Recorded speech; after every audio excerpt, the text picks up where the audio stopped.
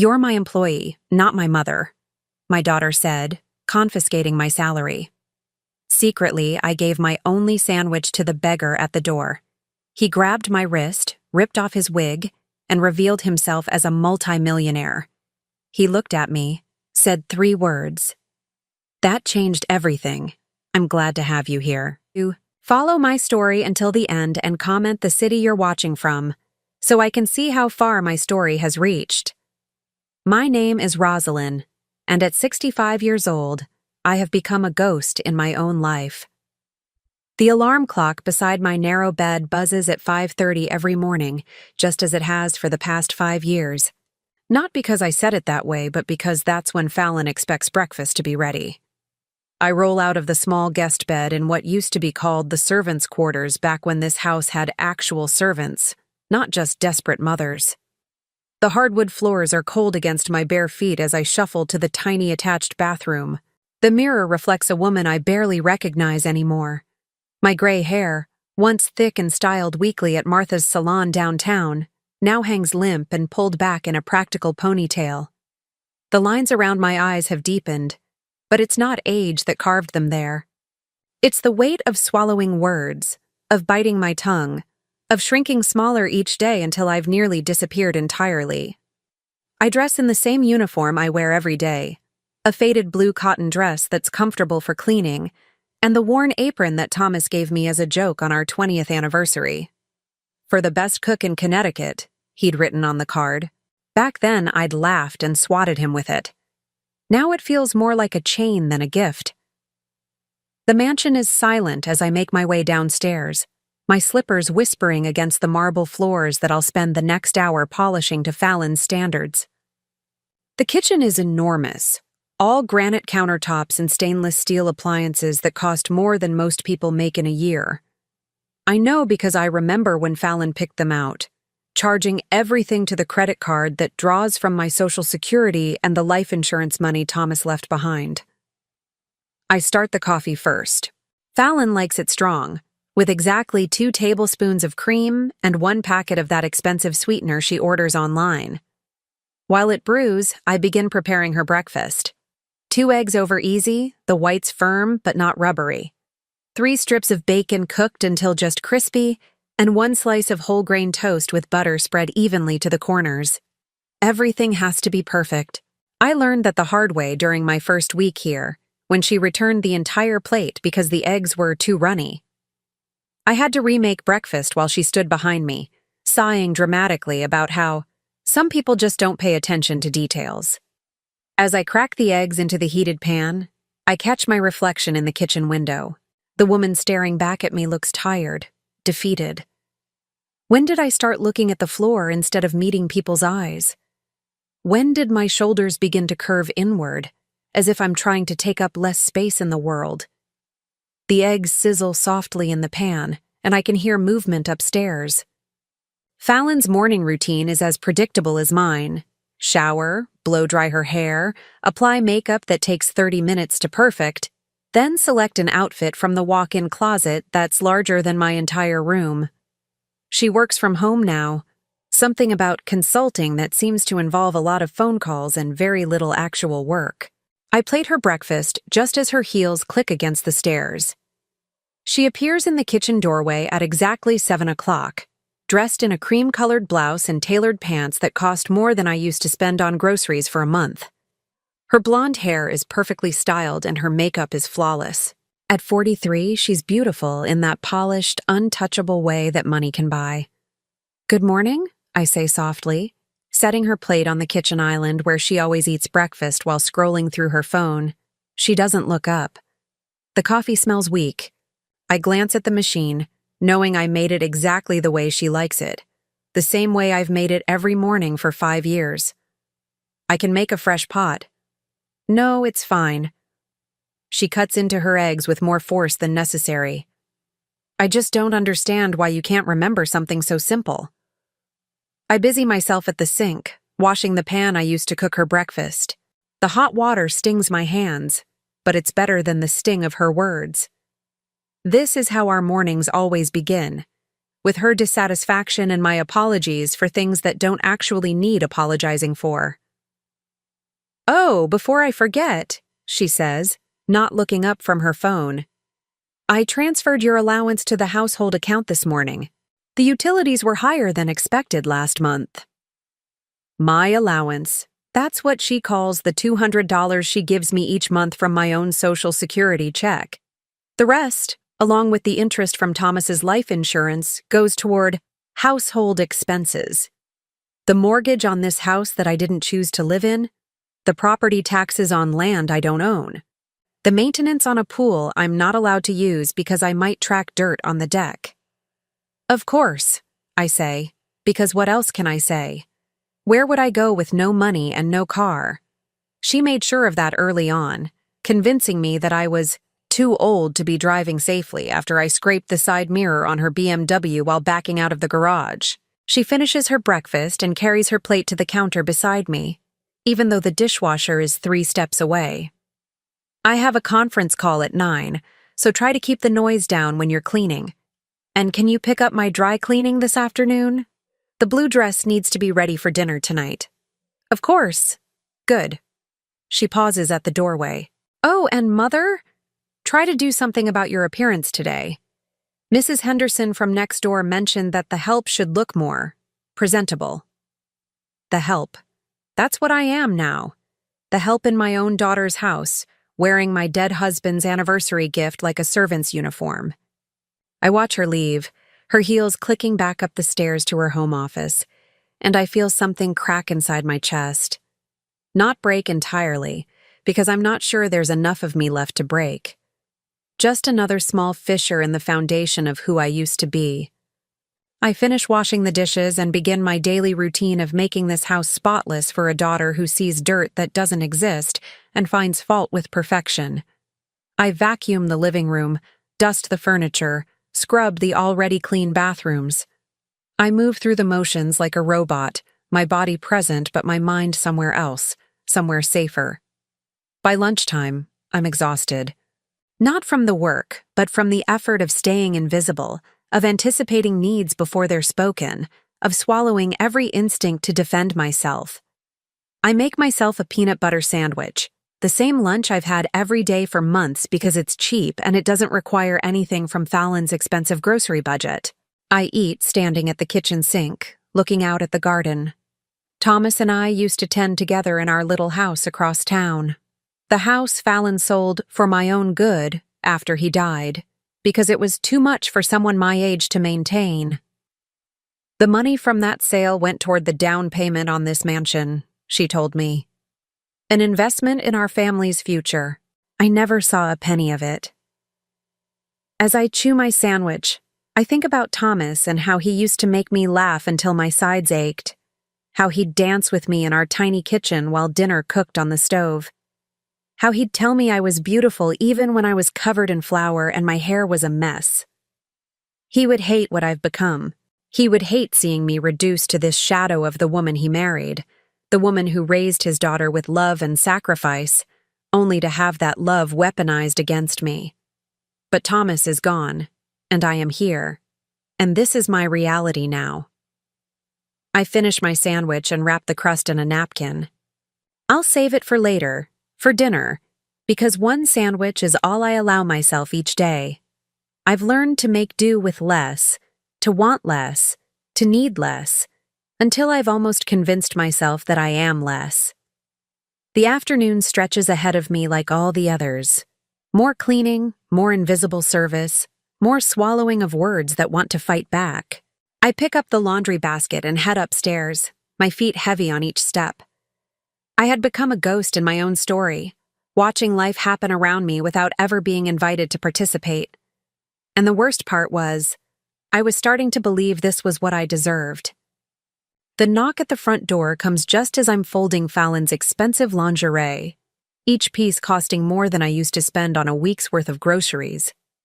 It's a soft, hesitant sound, barely audible over the hum of the washing machine in the basement.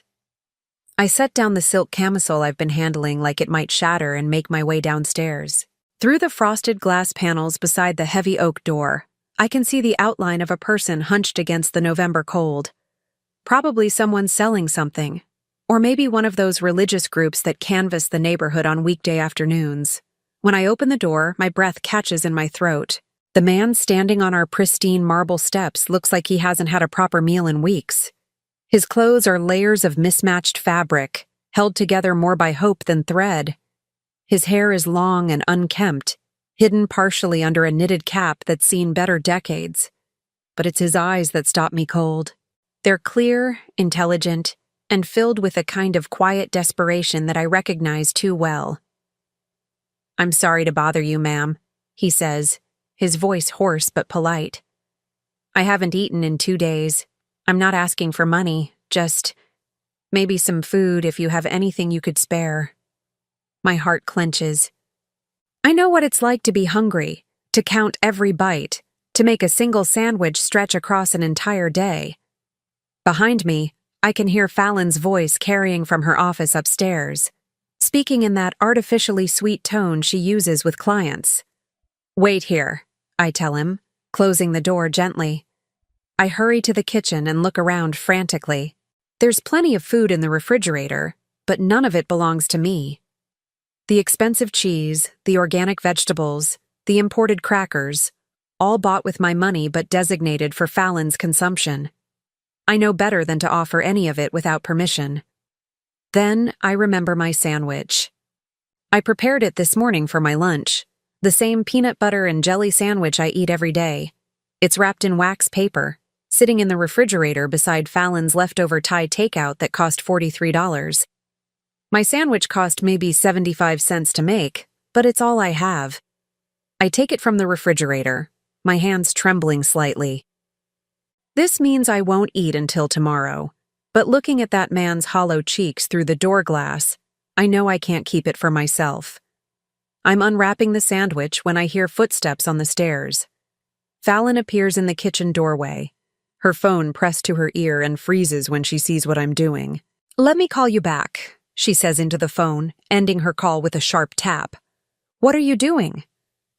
"There's a homeless man at the door," I explain, holding up the sandwich. "He's hungry." Fallon's expression hardens. "And you thought you'd just give away our food?" "It's my sandwich," I say quietly. "Made with bread I bought, peanut butter I bought, jelly I bought." She steps closer, her voice rising. "And you want to give it to some stranger who's probably just looking for an easy handout?" I glance toward the front door, knowing the man can probably hear every word. He said he hasn't eaten in 2 days. "And that's our problem how?"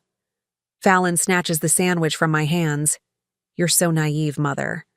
These people see a house like this and think they've hit the jackpot. Give him money once and he'll be back every week with his hand out." I wasn't going to give him money.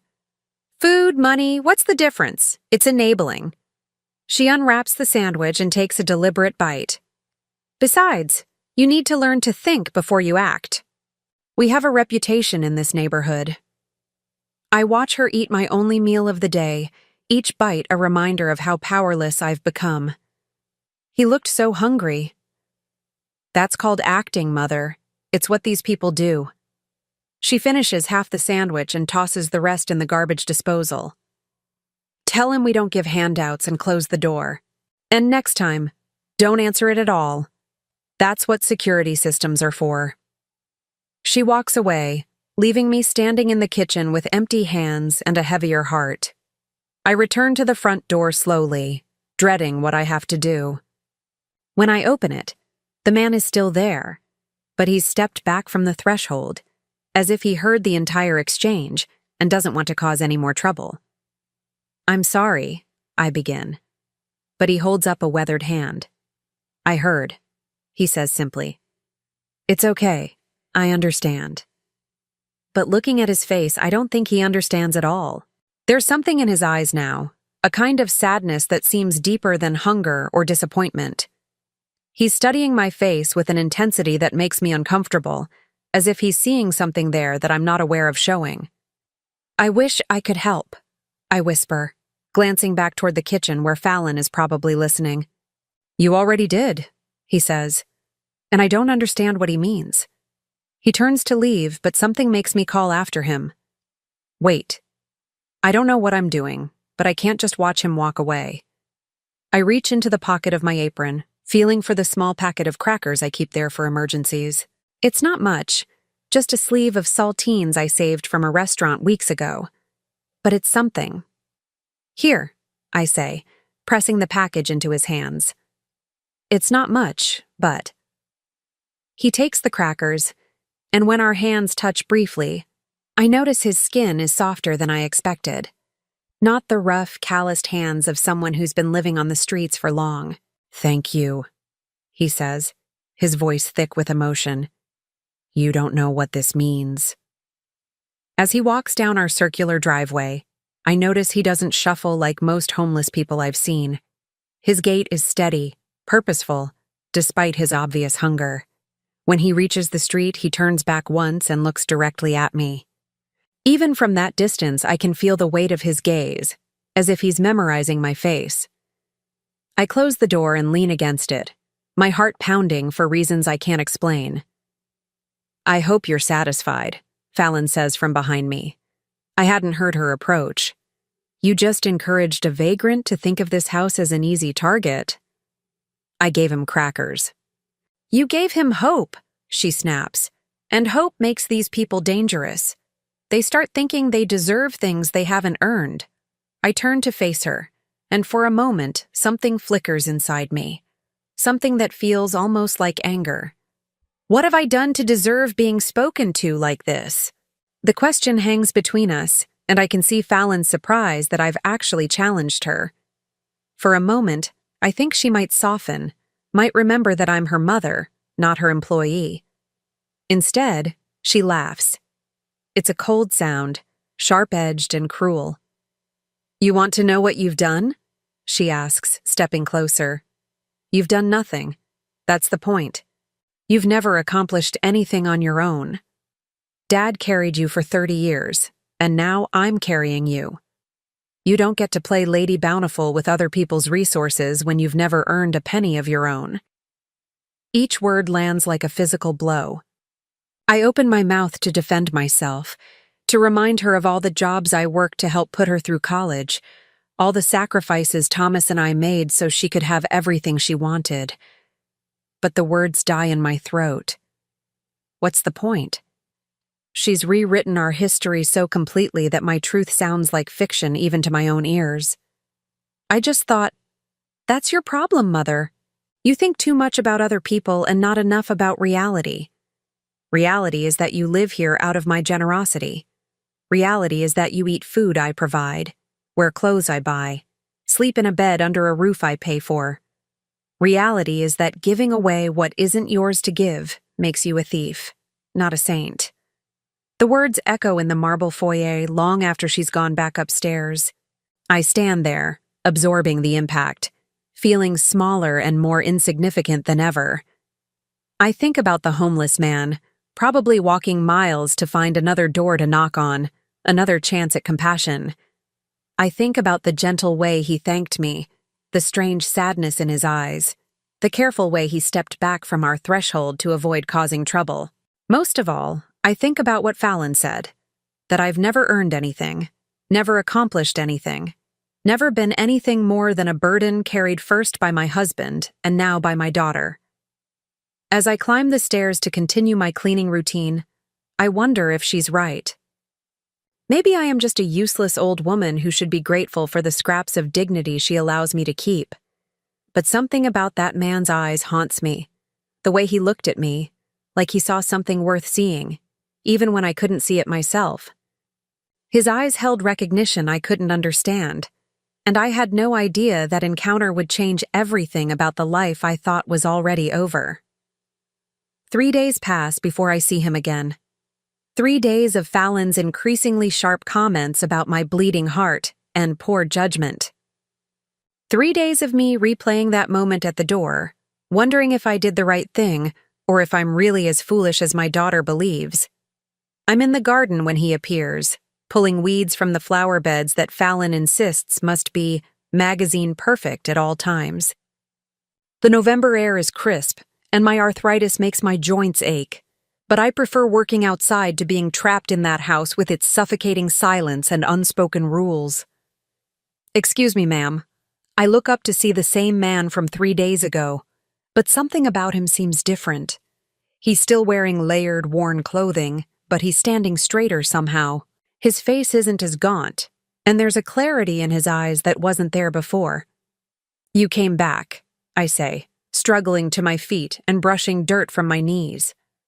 I wanted to thank you properly for the crackers, he says, and to return something. He holds out his hand, and in his palm is a small wallet. Expensive-looking leather, the kind that Fallon would carry.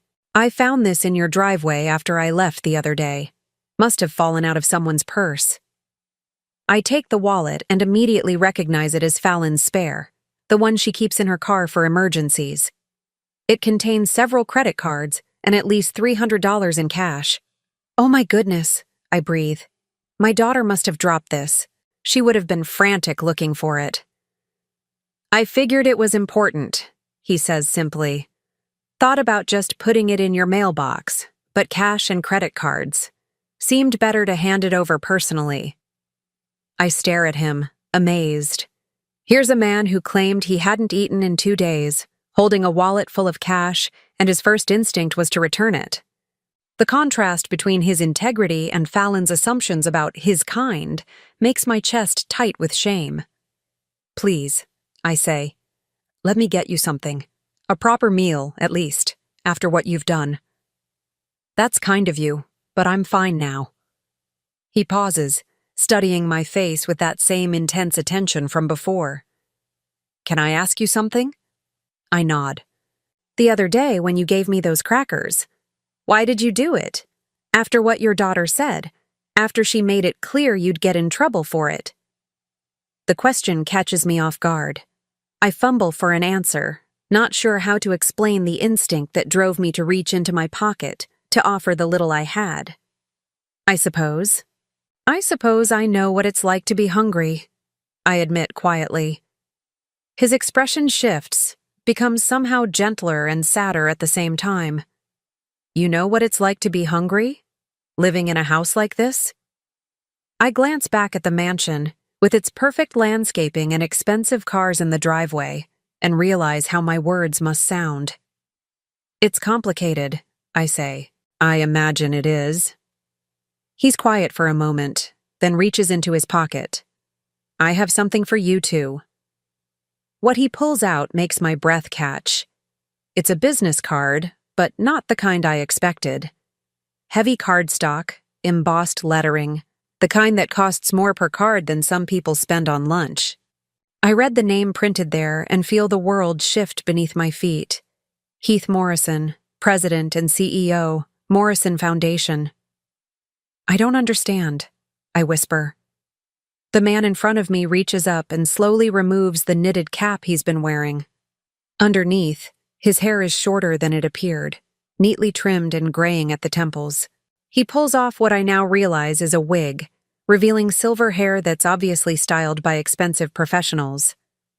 My name is Heath Morrison, he says, his voice different now, cultured and confident.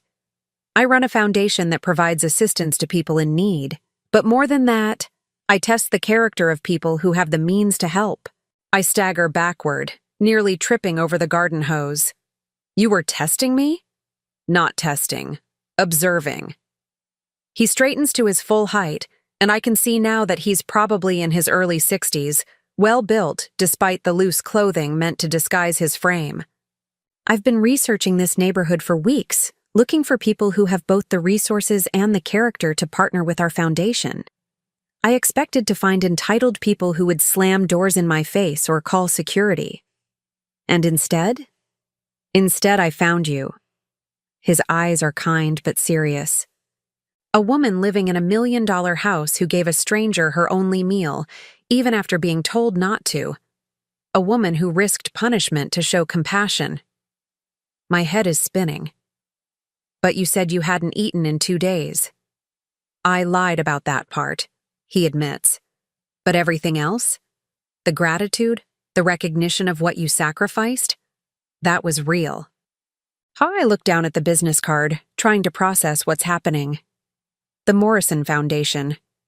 I've heard of it, seen their work featured in the news.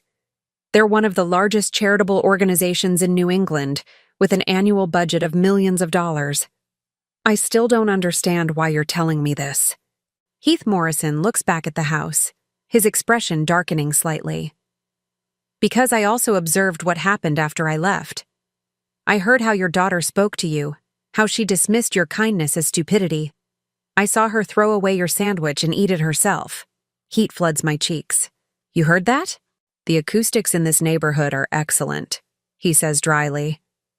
And your daughter has a voice that carries. I want to defend Fallon, to explain that she's protective, that she worries about my safety. But the words won't come because we both know they'd be lies. She's not wrong about everything, I say instead. I don't have resources of my own. I can't be a partner to anyone's foundation. Heath Morrison smiles, and it transforms his entire face. Mrs. Grant, you just proved that resources aren't always measured in dollars.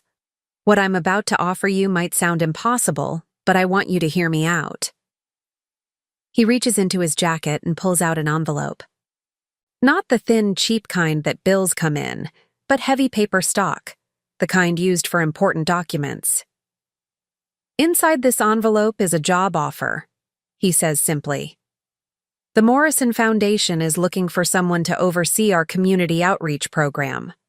Someone who understands what it means to need help and what it costs to offer it. I stare at the envelope like it might explode. I'm 65 years old. I don't have experience in nonprofit work. You have experience in compassion. You have experience in sacrifice.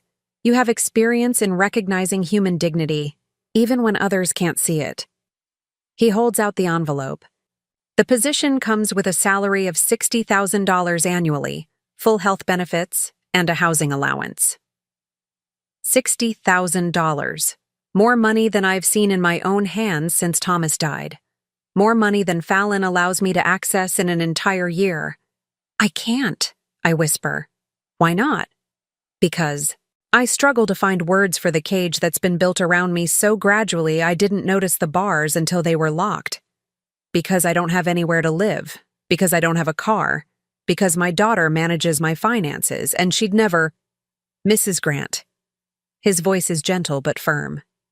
You're not your daughter's property. You're a grown woman who has every right to make her own decisions about her life. I want to believe him, but the weight of 5 years of being told I'm incapable, incompetent, and dependent presses down on me like a physical force. She'll be furious, I say. Will she? Or will she be afraid? The question stops me cold. Afraid of what? Of losing control. Of having to take responsibility for her own life instead of using yours as a safety net. Heath Morrison's eyes are knowing, and I realize he's seen this dynamic before. Mrs. Grant, when was the last time you made a decision about your own life? I try to remember and come up empty.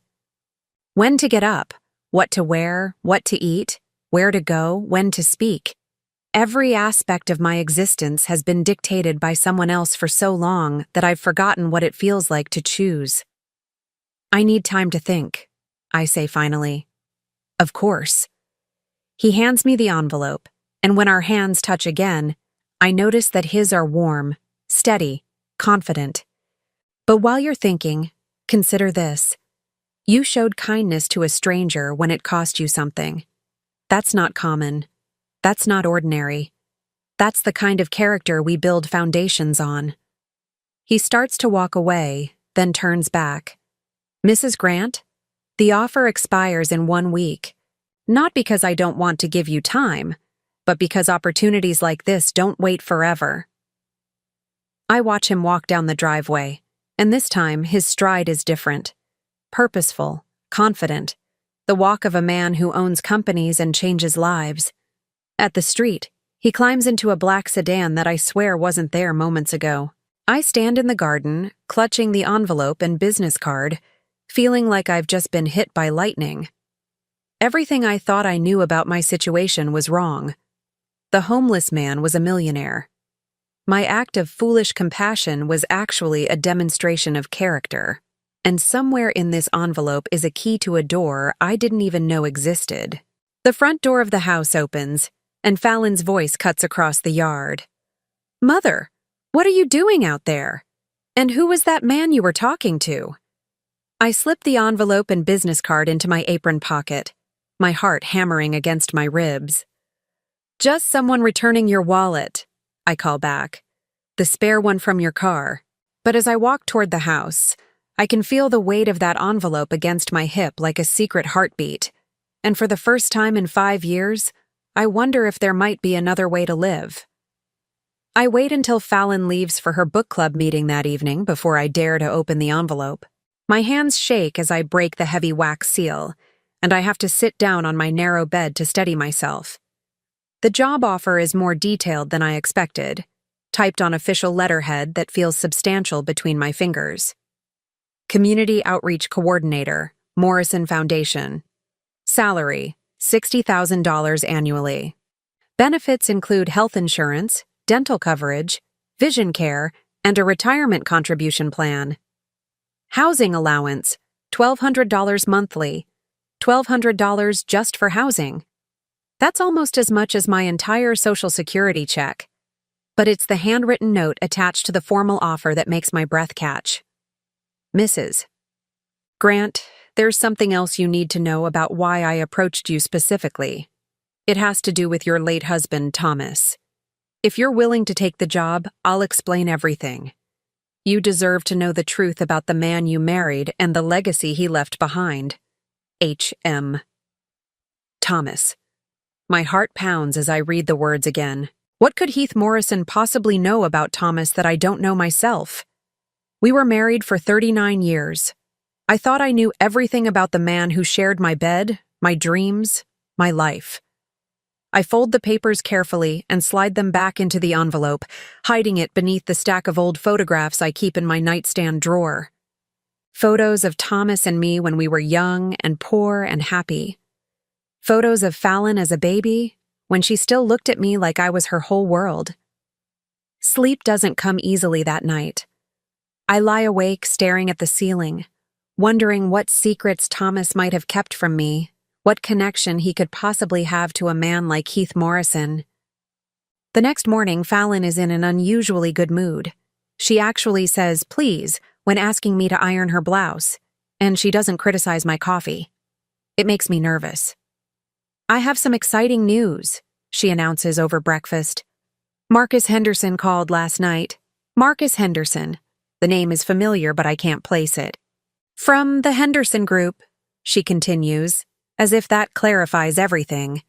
"They're interested in having me consult on their new marketing campaign. It could be a very lucrative contract." "That's wonderful, dear." "It is, isn't it?" She takes a delicate sip of her coffee. "Of course, I'll need to look the part. Success breeds success and all that. I'm thinking of redecorating the living room, maybe upgrading some of the furniture." My stomach tightens. More expenses, which means less chance of ever seeing any of my own money. "Will that be expensive?" I ask carefully. "Investment, Mother. Not expense. Investment." She waves her hand dismissively. "Besides, it's not like we have a choice. You want me to succeed, don't you? You want our family to continue thriving?" Our family. As if I'm truly part of it, rather than just the hired help who happens to share DNA. "Of course I want you to succeed." "Good, because I'm going to need you to be extra careful with the household budget for the next few months. No unnecessary purchases, no wasteful spending." She fixes me with a sharp look. "And absolutely no giving away food to strangers. We can't afford to be charitable right now." I nod and continue washing dishes, but my mind is spinning. If Fallon is planning to spend more money on redecorating, she'll tighten her control over my finances even further. The $200 monthly allowance might disappear entirely. The envelope hidden in my nightstand suddenly feels like it's burning through the walls. After Fallon leaves for her meeting with a potential client, I find myself alone in the house with my thoughts and my fears. I pull out the envelope again, reading Heath Morrison's note for the dozenth time. You deserve to know the truth about the man you married and the legacy he left behind. What legacy? Thomas left behind some life insurance money and our small house, both of which Fallon now controls. He left behind memories of a gentle man who worked hard, loved deeply, and never hurt anyone intentionally. What else could there be? I'm still pondering this when the doorbell rings. Through the frosted glass, I can see a familiar silhouette, and my heart speeds up. Heath Morrison stands on the porch, but this time he's dressed in an expensive suit, his silver hair perfectly styled. He looks like what he is, a successful businessman worth millions of dollars. The transformation from homeless vagrant to corporate executive is so complete it takes my breath away. Mrs. Grant, he says when I open the door. I hope you don't mind me stopping by. I wanted to follow up on our conversation yesterday. My daughter isn't home. I know. I waited for her to leave. His smile is kind but knowing. I thought we might speak more freely without an audience. I hesitate, then step aside to let him enter. He looks around the marble foyer, taking in the expensive furnishings and perfect decor, but his expression isn't impressed. It's more like he's cataloging details, making assessments. Beautiful home, he says neutrally. Thank you. I'm not sure what else to say. It's not really my home, but I can't bring myself to explain that to a stranger. Have you had a chance to review the job offer? Yes. My voice comes out smaller than I intended, but I have questions. Of course you do. Shall we sit? I lead him to the living room, choosing the chairs rather than the couch because it feels less intimate, less presumptuous. He settles into Thomas's old reading chair, the one Fallon moved from our original house, and something about seeing him there makes my chest ache. You mentioned Thomas, I begin. My late husband. I don't understand what he could possibly have to do with your foundation.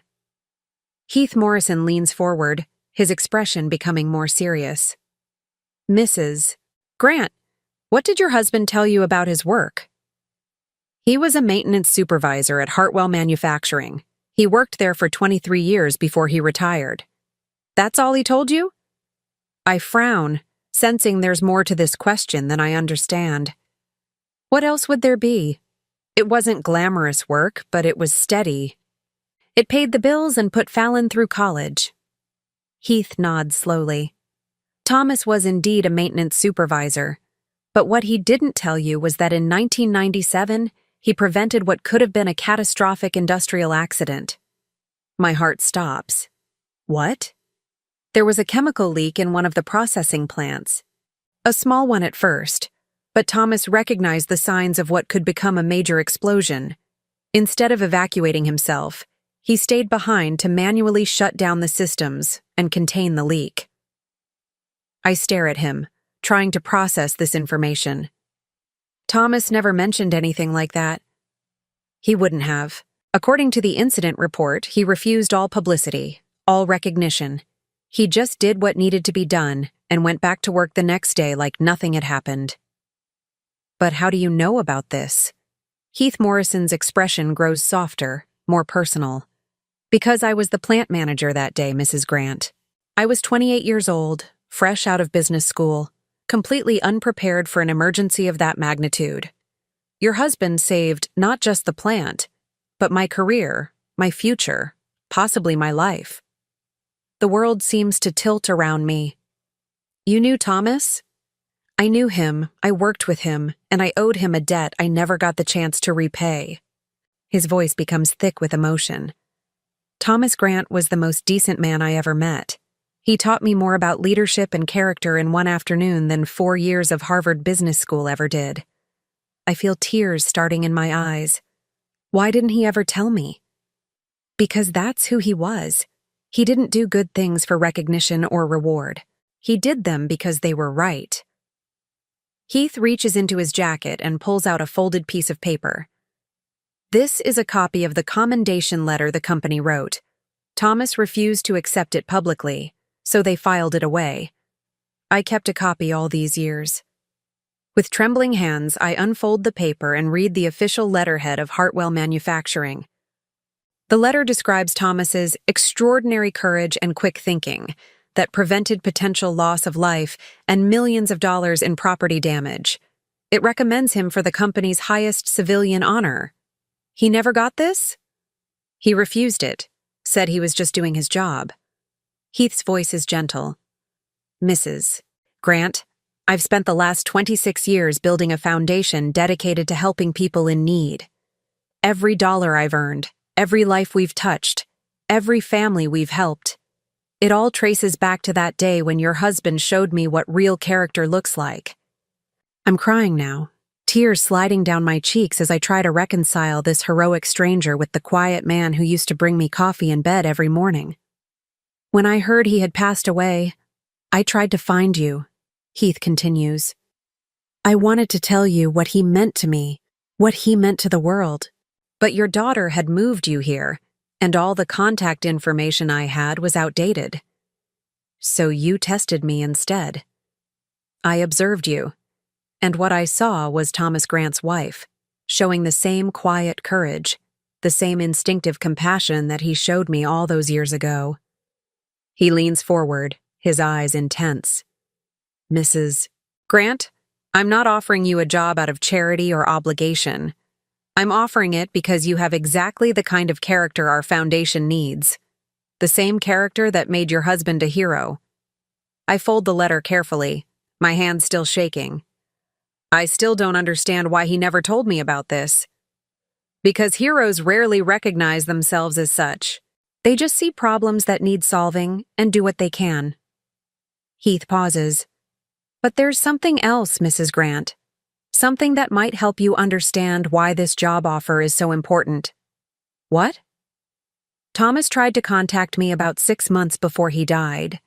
He left several messages at my office, said he needed to discuss something important about his family's future. But I was traveling extensively that quarter, and by the time I got his messages and called back, he had already passed away. My heart clenches. He was trying to reach you? I believe he was worried about what would happen to you after he was gone. I think he wanted to make sure you'd be taken care of, but he ran out of time. The words hit me like a physical blow. Thomas had been trying to secure my future, trying to make sure I wouldn't end up trapped and dependent. He had known somehow that I would need help, and he had reached out to the one person he trusted to provide it. So, this job offer is what Thomas would have wanted for you. Independence, dignity, the chance to use your gifts to help others. Heath's voice is firm. Mrs. Grant, your husband saved my life. Let me honor that by offering you the chance to save your own. I sit in silence, holding the commendation letter, feeling the weight of 26 years of gratitude and grief. Thomas had been a hero, and I had never known. He had tried to protect my future, and I had never known that either. But now I know, and Heath Morrison is offering me the key to the life Thomas wanted me to have. My husband's secret could finally set me free, if I have the courage to take it. I spend 3 sleepless nights thinking about Heath Morrison's offer, about Thomas's hidden heroism, about the life I could have if I found the courage to reach for it. Each morning, I wake up in my narrow bed in what used to be the servants' quarters, and each morning, I put on the same worn apron and shuffle downstairs to begin another day of invisible service. But something has changed inside me. The knowledge that Thomas tried to secure my future, that he saw value in me worth protecting, burns like a small flame in my chest. It's been so long since anyone believed I was capable of more than cleaning and cooking and staying quiet, that I'd almost forgotten what it felt like to matter.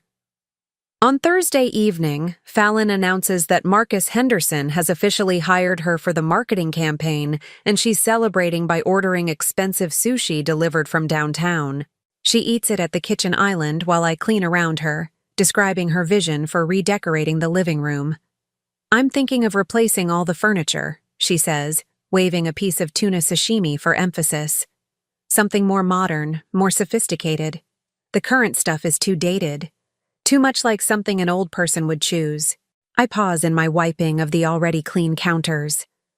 The furniture she's dismissing includes Thomas's reading chair, the coffee table we bought together for our first apartment, the bookshelf where I keep my few remaining treasures.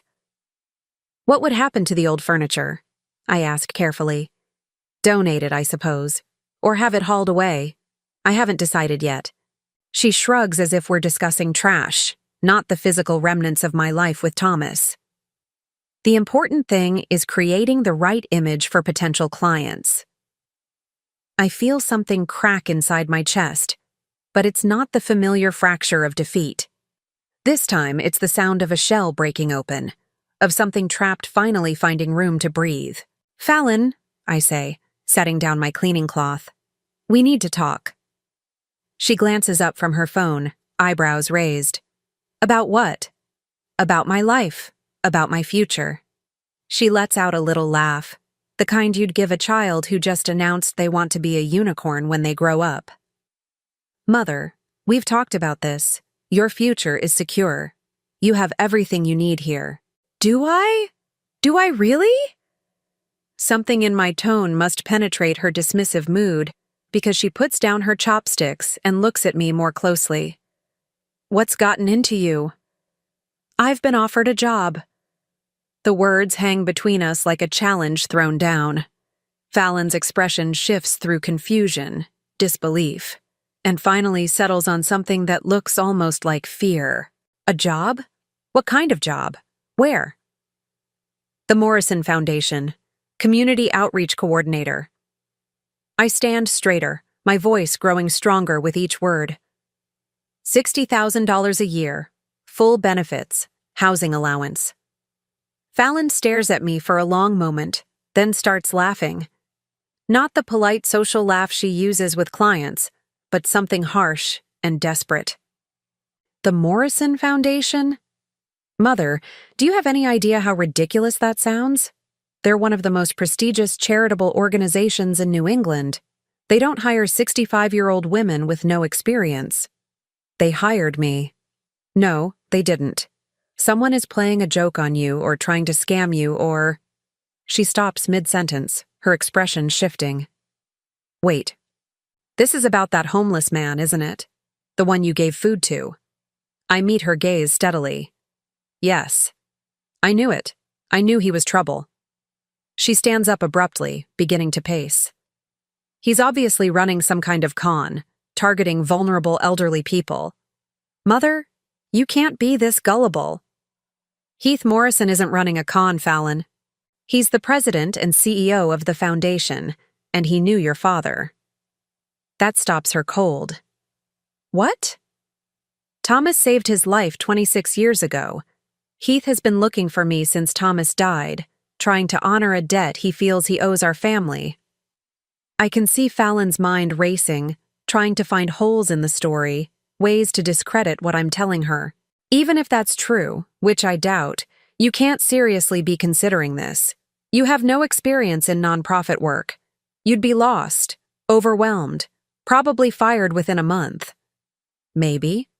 But that would be my choice to make. Your choice? Her voice rises sharply. Mother, you haven't made a competent choice about anything in 5 years. Your judgment is clearly compromised. This proves it. The words are meant to wound, to remind me of my place, to shrink me back down to the manageable size she requires. But instead of cowering, I feel that small flame in my chest grow brighter. You're right, I say quietly. I haven't made choices in 5 years, because you haven't let me. I haven't let you? I've protected you from making mistakes that would hurt both of us. No, Fallon, you've controlled me because it's convenient. Because having me here means you don't have to pay for housekeeping or cooking or home maintenance.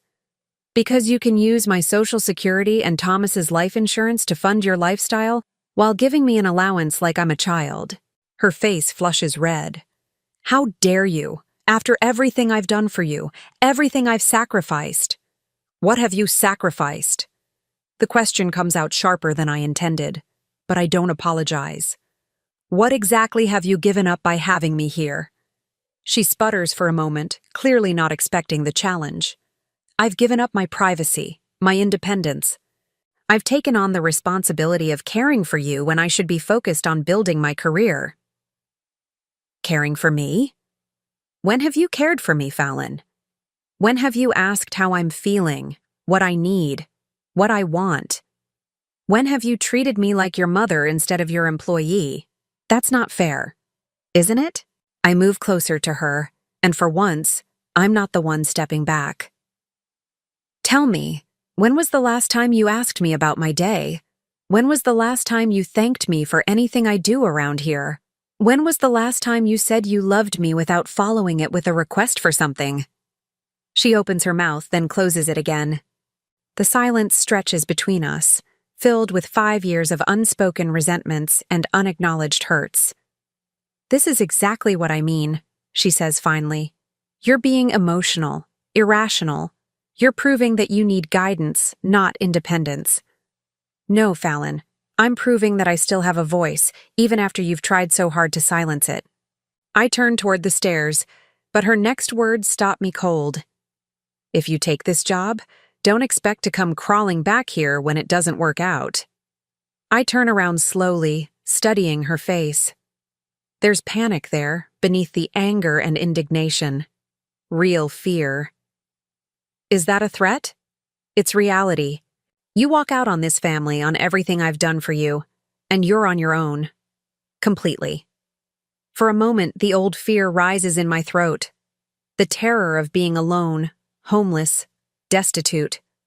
But then I remember Heath Morrison's words, Thomas's hidden heroism, the job offer that represents not just employment, but dignity restored.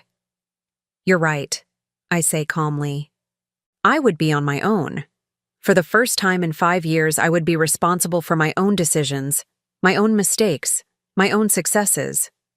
You'll fail. Maybe. But at least I'll fail as myself, not as some shadow of who you think I should be. I head for the stairs again, but this time she doesn't try to stop me with words.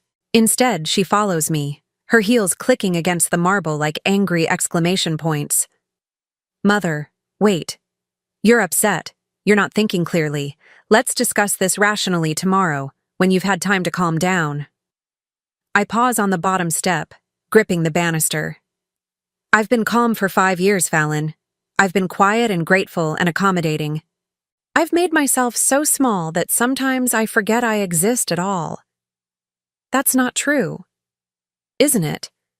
When was the last time I laughed out loud? When was the last time I sang in the shower or danced in the kitchen or did anything that made noise, that took up space, that reminded the world that Rosalind Grant is still here? She doesn't answer, and in her silence, I hear the truth we've both been avoiding. I'm taking the job, Fallon. You can't. I can, and I will. I turn to face her one last time. I'll be gone by the weekend. Where will you go? You don't have a car. You don't have money. Mr. Morrison is providing temporary housing until I find a permanent place, and I do have money. My Social Security, Thomas's life insurance benefits, the proceeds from our house sale. All of it legally mine, all of it currently controlled by you. Her face goes pale. You can't just take that money. It's invested. It's tied up in your mortgage, in your lifestyle, in your comfort. I nod. I know. But it's still mine, Fallon. And I'm taking it back. For the first time in our entire conversation, she looks truly frightened. Please don't do this, she whispers. Please don't leave me. The words might have broken my heart a week ago. They might have sent me rushing to comfort her, to reassure her that I would never abandon my own daughter. But now I hear what she's really saying. Please don't stop funding my life. I'm not leaving you, Fallon. I'm finally choosing me. I climb the stairs to my small room, feeling lighter with each step. Behind me, I can hear her starting to cry, but they're not tears of grief or regret. They're tears of frustration, of lost control, of a plan that's falling apart. In my room, I pull out the envelope containing Heath Morrison's job offer and read it once more. Tomorrow, I'll call him and accept. Tomorrow, I'll begin the process of reclaiming my life. For the first time in 5 years, the decision was mine alone, and it felt like coming back to life. 6 months later, I wake up in my own bed, in my own apartment, to the sound of my own alarm clock. Not because someone else expects breakfast at 7 sharp, but because I choose to start my day early. The morning light filters through curtains I selected myself, in a color I love. Soft lavender, like the sachets I used to keep hidden in my old room. My apartment isn't large, but it's mine. 1 bedroom, 1 bathroom, a kitchen just big enough for one person who enjoys cooking again, and a living room where I can read Thomas's books without fear of someone telling me I'm taking up too much space. The Morrison Foundation's housing allowance covers the rent completely, leaving my salary free for things I'd forgotten I could want: fresh flowers for the kitchen table, good coffee beans, books I choose for myself. I make my coffee slowly, savoring the ritual of it. No one is waiting impatiently downstairs. No one will criticize the strength or temperature. If I want to add a splash of vanilla cream and real sugar instead of artificial sweetener, I can. These small freedoms still surprise me sometimes. My reflection in the kitchen window shows a different woman than the one who used to shuffle through that marble mansion in worn slippers and a faded apron. My hair is shorter now, styled at a real salon instead of trimmed with kitchen scissors. I'm wearing a soft blue sweater that Heath helped me pick out during one of our shopping trips, when he patiently guided me through the terrifying experience of buying clothes for a life I was still learning to claim. The work has been everything he promised and more challenging than I expected. Community outreach means visiting shelters, coordinating with social services, connecting people in crisis with resources that can help them rebuild their lives. It means seeing poverty and desperation up close, but also witnessing the incredible resilience of the human spirit. Yesterday, I helped a young mother named Sarah find emergency housing after her abusive boyfriend kicked her and her 2 children out of their apartment. The fear in her eyes reminded me of something I recognized but had never named in myself: the terror of being completely dependent on someone else's mercy. "I don't know how to do this alone," she had whispered, clutching her sleeping baby while her 4-year-old son clung to her leg. "You're not alone," I told her, and meant it. There are people who want to help, who understand what you're going through. You just need to know where to find them. As I helped her fill out the paperwork for emergency assistance, I realized I was doing more than my job. I was living out the lesson Thomas had taught Heath Morrison 26 years ago, that sometimes the most important thing you can do is simply show up when someone needs help. The phone rings as I'm finishing my breakfast, and I smile when I see Heath's name on the caller ID. "Good morning," I answer. "Good morning, Rosalind. I hope I'm not calling too early." I glance at the clock. 7:45. 6 months ago, I would have been halfway through my morning cleaning routine by now, invisible and silent in someone else's house. Not too early at all. What can I do for you? Actually, I was hoping you might join me for lunch today. There's something I'd like to discuss with you. My stomach tightens slightly. In the past, unexpected requests for meetings usually meant criticism, correction, or additional unpaid responsibilities. But Heath has never been anything but straightforward with me. "Of course. Is everything all right?" "More than all right. I'll explain when I see you." We arranged to meet at a small cafe near the foundation offices, the kind of place where they know your order after you've been there twice. It's become one of my favorite spots, partly because the waitress, Maria, reminds me of myself at her age, working hard, doing her best, deserving of respect and kindness. I arrive a few minutes early and choose a table by the window. The autumn light is golden, and I watch people walking past on their way to jobs and appointments and lives that belong to them. 6 months ago, I had no idea what it felt like to be one of those people. Heath arrives precisely on time, as always, and settles into the chair across from me with a smile that seems particularly bright today. "You look well," he says, and I can hear the genuine warmth in his voice. Over the months, our relationship has evolved from professional courtesy to something that feels like friendship. He's never made me feel like a charity case or a debt being paid. He treats me like a colleague, a partner in the Foundation's work. I feel well, I reply, and realize it's true. Better than I have in years. I can see it. There's something different about you today. I consider this. I helped a young mother yesterday, Sarah. She reminded me of myself, actually. Trapped, dependent, afraid to hope for anything better. I pause, choosing my words carefully. I realized that 6 months ago I could barely help myself. Now I'm in a position to help other people change their lives. Heath nods, his expression thoughtful. That's actually related to what I wanted to discuss with you. Maria appears to take our orders, and I notice Heath waits until she's gone before continuing. Whatever this is about, it's important. Rosalind, I've been watching your work these past 6 months. The way you connect with clients, the way you handle crisis situations, the way you've grown into this role. He leans forward slightly. I have a proposition for you. My pulse quickens. What kind of proposition? The Foundation Board has approved funding for a new program. We want to create a safe house specifically for women over 50 who find themselves displaced from their homes due to family exploitation or abuse. He pauses, letting the words sink in. We need someone to run it, someone who understands what it's like to be in that position. I stare at him, processing what he's suggesting. You want me to run a safe house? I want you to create something that could have existed for you 6 months ago. A place where women like Sarah's mother, like yourself, can find not just temporary shelter, but a path to genuine independence. The magnitude of what he's describing takes my breath away. Heath, I don't have experience running programs like that. I've only been doing this job for 6 months. And in those 6 months, you've shown more insight and compassion than people who've been in this field for decades. You understand these women because you've been these women. His voice becomes more passionate. Rosalind, there are thousands of women your age trapped in situations like the one you escaped.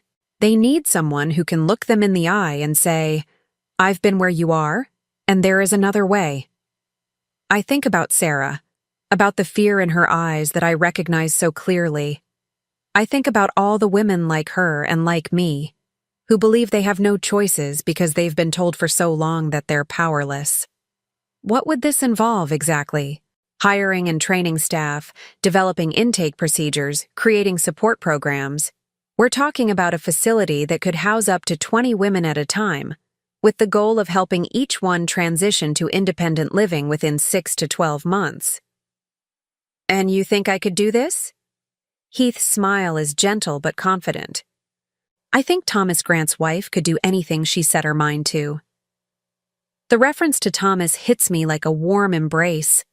Sometimes I still wake up forgetting he's gone, still reach for his hand in the middle of the night.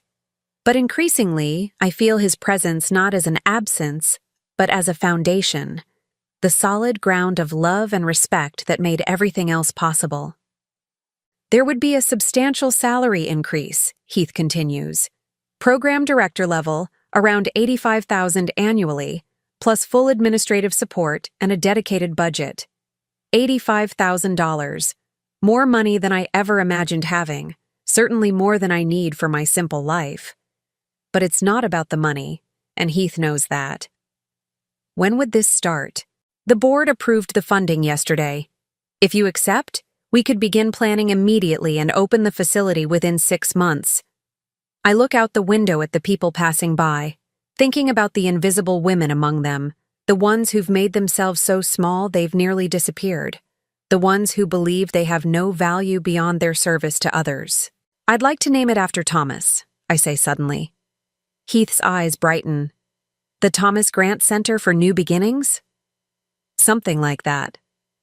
I feel tears starting, but they're not tears of sadness. They're tears of gratitude, of possibility, of a future I never dared to imagine. He would have loved this, wouldn't he? Knowing that his sacrifice all those years ago led to something that could help so many people. He would have been proud of you, Heath says quietly. just like I am. I wipe my eyes and take a deep breath. 6 months ago, I was a ghost in someone else's house, invisible and voiceless. Now I'm being offered the chance to create something meaningful, something that could change lives. Yes, I say, my voice stronger than I've ever heard it. Yes, I'll do it. Heath reaches across the table and squeezes my hand. Welcome to the next chapter of your life, Director Grant. Director Grant. I roll the title around in my mind, tasting its weight and possibility. Rosalind Grant, Program Director. Rosalind Grant, creator of New Beginnings. Rosalind Grant, woman who chose herself and discovered she was worth choosing. That evening, I sit in my favorite chair with a cup of tea and Thomas's old photo album, looking through pictures of our life together. In one photo, we're young and broke and radiantly happy, standing in front of our first apartment with matching grins. In another, we're older, grayer, but still holding hands like teenagers. I run my finger over Thomas's face in the most recent photo, taken just months before he died. He's wearing his favorite sweater, the one I donated to charity because it hurt too much to keep. Now I wish I'd held on to it, but I understand why I couldn't at the time. I wasn't ready to be the keeper of memories. I was too busy trying to survive each day. I did it, Thomas. I whisper to the photograph. I found my way back to myself. I close the album and look around my apartment, my sanctuary, my proof that it's never too late to start over. Tomorrow I'll begin planning the Thomas Grant Center, creating a place where other women can discover what I've learned. That dignity isn't something that can be taken from you unless you give it away, that it's never too late to choose yourself, that sometimes the most radical act is simply refusing to disappear. My phone buzzes with a text message. For a moment, my heart races, thinking it might be Fallon. We haven't spoken since the day I left. I know from mutual acquaintances that she had to sell the house when she couldn't afford the mortgage payments without my Social Security income. She moved into a small condo and took a full-time job with benefits, things she could have done years ago if she hadn't been so comfortable living off my labor and my money. But the message isn't from Fallon. It's from Sarah, the young mother I helped yesterday. Thank you for everything. My kids and I are safe tonight because of you. You saved our lives. I set the phone down and smile. This is what it feels like to matter, to have impact, to use your voice for something more than asking permission to exist. I finally understood what it meant to live, rather than merely survive. And tomorrow, I would help other women learn the same lesson. The weight of forced gratitude was gone, replaced by the lightness of freely chosen purpose. I was 65 years old, and my life was just beginning. Now I'm curious about you who listened to my story. What would you do if you were in my place? Have you ever been through something similar? Comment below. And meanwhile, I'm leaving on the final screen 2 other stories that are channel favorites, and they will definitely surprise you. Thank you for watching until here.